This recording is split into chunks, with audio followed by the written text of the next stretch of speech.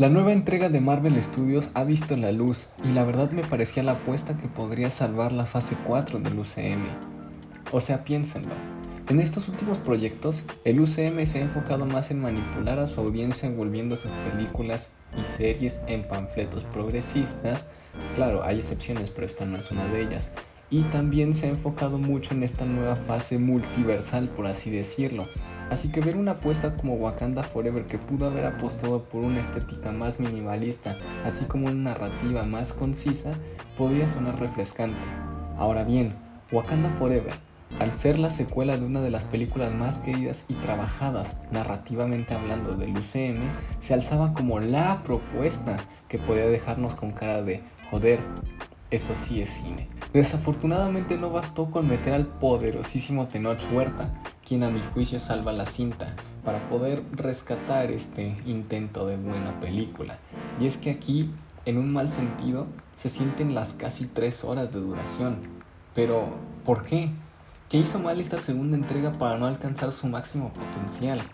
Bueno, mi querido espectador, eso es lo que hablaremos en el video de hoy. Veremos factores que frenaron a Wakanda Forever de llegar a su máximo esplendor cinematográfico.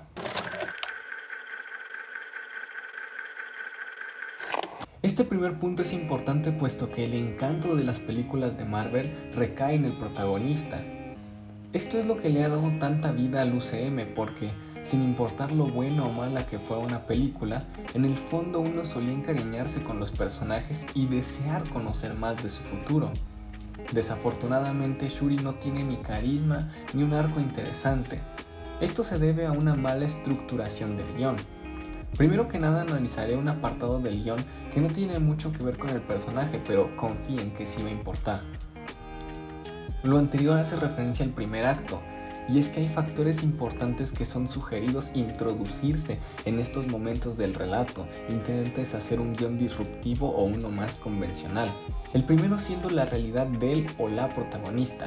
En este caso se nos deja claro que Shuri atraviesa por el duelo de la muerte de su hermano, lo cual está bien y pudo haber sido funcional si realmente afectara su visión de la vida, por ejemplo. Esto lo digo porque lo único que cambia en su actitud es que de vez en cuando se enoja, pero nunca vemos que vaya, por ejemplo, a la tumba de su hermano. Nunca vemos que haga acciones para recordarlo por cuenta propia. Nunca vemos cómo se han desenvuelto sus nuevas relaciones personajes. Nunca vemos nada externo a su Shuricueva, por así decirlo. Y esto me parece tonto porque realmente el mundo de Shuri es prácticamente el mismo que cuando T'Challa estaba vivo, y eso genera monotonía y desinterés por conocerla más. Otro punto es el objetivo del personaje, y es que Shuri no tiene objetivos de vida, por así decirlo, solo hasta el tercer acto, lo cual vuelve redundante todo lo que se presenta porque no hay conflicto o algo que incentive a él mismo. Nunca vemos a Shuri hacer algún esfuerzo por cambiar su vida, nunca la vemos cuestionarse sobre su rol, nunca vemos que esté buscando algo para beneficio personal o altruista. Y es que eso mismo pasó con Eternals, por ejemplo. Si lo pensamos bien, en ambas cintas los roles protagónicos solo navegan en la historia. Nunca tenemos momentos de introspección o momentos externos donde se nos revelen quiénes son estas nuevas protagonistas. Y es precisamente esto de no tener una clara razón por lo cual el tercer acto de Wakanda Forever se siente flojo. Y es que no hay nada que cambiar y por ende no hay conflicto, o al menos uno interesante. Esto me recuerda cuando hablé sobre este error en No Way Home desde otra perspectiva, y es que no sé si recuerden el concepto de un día en la vida. En dado caso de que no lo recuerden, aquí les doy un pequeño repaso, el cual también aprovecho para responder un par de comentarios que malinterpretaron lo que dije, y esto no lo digo en el mal sentido. Sigo. Un día en la vida, como concepto, hace referencia a la realidad de los protagonistas. Como tal puede ser un día a través de un plano secuencia o a través de una gran secuencia de cortes. Ejemplo de lo primero puede ser esta película que se llama Atenea, la cual no me gustó, pero su plano secuencia inicial me parece lo mejor logrado de la cinta, ya que logra establecer, mediante un plano secuencia, el conflicto social que atraviesa el mundo creado. Podemos tener un entendimiento general de la situación y eso nos ayuda a meternos en la historia. Pero un segundo ejemplo, y el más influyente en cine de enmascarados, lo encuentro en Spider-Man 2. Y es que en esta cinta, mediante una secuencia de varias escenas, la realidad por la cual atraviesa Peter se nos es presentada. Lo vemos en su trabajo, en su escuela, con sus amigos, en su otro trabajo, en su casa, en las calles, en edificios, etc. Y eso es lo que hace tan sólida la película, ya que establece correctamente las bases de un mundo descompuesto, un mundo que necesita un cambio, para bien o para mal, pero eso ya depende de los escritores. Y esto es lo que Wakanda Forever debió de haber hecho. No debió haber extendido secuencias, sino sintetizarlas y explorar a la protagonista. Verla en diferentes escenarios y circunstancias que nos hicieran comprenderla mejor y apoyarla más. En este apartado del video hablaré tanto de la estructura narrativa brevemente y de la estructura visual, siendo el segundo tema el cual tenga más prioridad. El primer punto se deriva de una mala inspiración de una estructura propuesta por Syd Field. Aquí una foto. Como pudimos ver, esta clase de estructuras lineales recaen en lo que se conoce como beat sheets o puntos dinámicos. Esto debido a que siempre se busca una progresión dramática que eleve conflictos y desarrolle personajes. El problema es que aquí no hay estructura. Pasamos de un punto a otro sin conexión, pasamos de una acción a otra, pero no hay grandes propósitos.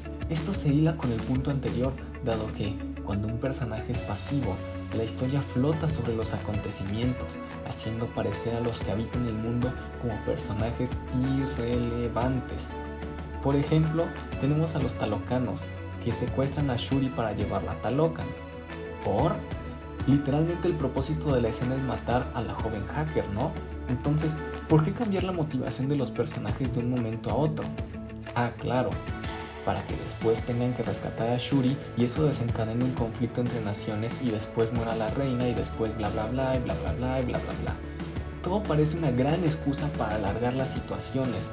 O eran innecesarias o solo eran para, repito, alargar la peli. Con lo segundo me refiero al apartado visual, apartado carente de significado en términos fotográficos y términos de montaje. Lo primero es la nula imaginación al momento de poner la cámara. Y esto es triste porque casi todo es resuelto con cámara en mano y planos medios o medios cortos, lo cual limita el lenguaje visual. Y ojo, sería válido si hubiera una explicación, pero realmente no. No es un estilo que sea funcional más que para el inicio porque desestabiliza a los personajes. Pero después la mezcla entre cámara en mano y estabilizadores se siente muy mal lograda porque, repito, no hay propósito. No sabemos si quieren transmitir seguridad, no sabemos si quieren transmitir desequilibrio, no sabemos qué se busca transmitir en la escena, precisamente porque uno como espectador está navegando en la incertidumbre narrativa. Más que nada uno podría decir que el estabilizador acaba siendo utilizado para que se vea bonito, por así decirlo. Además, la iluminación parece de telenovelas por lo plana que es. El ejemplo más claro es el funeral de T'Challa, donde el mismo color blanco aplasta a todos los personajes, o sea, llegan a aparecer caricaturas en el mal sentido. O las escenas nocturnas donde no se alcanza a percibir nada y se crea una plasta visual negra muy asquerosa que le quita la profundidad visual a la escena. El color tampoco adquiere una resignificación porque se mantiene plano, como casi todas las pelis de Marvel. Y aquí entra la corrección de color, la cual no juega con un valor en específico, la acentuación del negro. Y esto es triste porque, de haber jugado con eso, se pudo haber obtenido un contraste visual interesante e incluso se pudo haber salvado la pobre fotografía. Otro aspecto es que el color no busca ser despampanante y ojo, como lo dije en otros videos, si se van a usar colores opacos o de bajo contraste está bien, siempre y cuando haya una justificación. Pero aquí no la hay. Más que nada el estilo visual me recuerda al de las primeras dos fases de Marvel. Colores planos, falta de contraste visual y nada despampanante o como mínimo memorable en términos visuales. La cinta es débil porque no hay un claro vínculo entre villano y héroe. Y ojo, sé que muchos dirán que sí, y es que la muerte de la madre de Shuri es un gran catalizador, pero tengan en cuenta que ese momento parece más una excusa que un serio vínculo. Pensar en términos de héroe contra villano sigue siendo funcional hasta el momento de este video, pero esto se da cuando existe algo que los unifique. Podemos llamarlo un objetivo en común, podemos llamarlo ideologías cruzadas, podemos llamarlo experiencias encontradas, etcétera, etcétera, etcétera. El punto es que aquí Namor no entra en conflicto con Wakanda ni viceversa, precisamente por lo que mencioné al principio del video. no hay conflicto o al menos un establecimiento del mismo. Ahora bien, muchas veces no se explica la forma de actuar de los personajes cuando entran en conflicto. El ejemplo más claro es cuando Namor y Shuri se dan de golpes, de guamazos, ahí taca taca taca. Primero que nada, no hay tensión porque ambos personajes no son representaciones de algo. Shuri no representa algo para Namor y Namor solo representa un objeto de venganza para la protagonista, y eso que fue improvisado. Considero que una forma de arreglarlo, en dado caso de usar la temática de la venganza, hubiera sido la siguiente: mostrar de alguna forma que Namor mató a T'Challa y eso provocó un conflicto civil entre ambos pueblos. En la búsqueda que Shuri hace para encontrar a Namor, su madre muere a causa del mismo. Ahora sería más dramático porque desde un principio Namor siempre fue una manifestación del caos en la vida de Shuri y por ende solo encuentra que matarlo es la única solución para frenar todo esto. Él como tal no mataría al malo, sino mataría una manifestación física de sus tragedias. Ojo, no digo que sea la única forma ni la correcta, pero es una sugerencia. Eso sí, al momento de escribir esta clase de conflictos, siempre hay que buscar nuevas formas de explorarlo y no solo volverlo unidimensional, porque, de ser así, te quedará una historia olvidable como Wakanda Forever. Y por cierto, la película es tan mala que ni me dio tiempo para hablar de lo propagandística que es. Pero bueno, sin más que agregar, yo me despido no sin antes recordarles: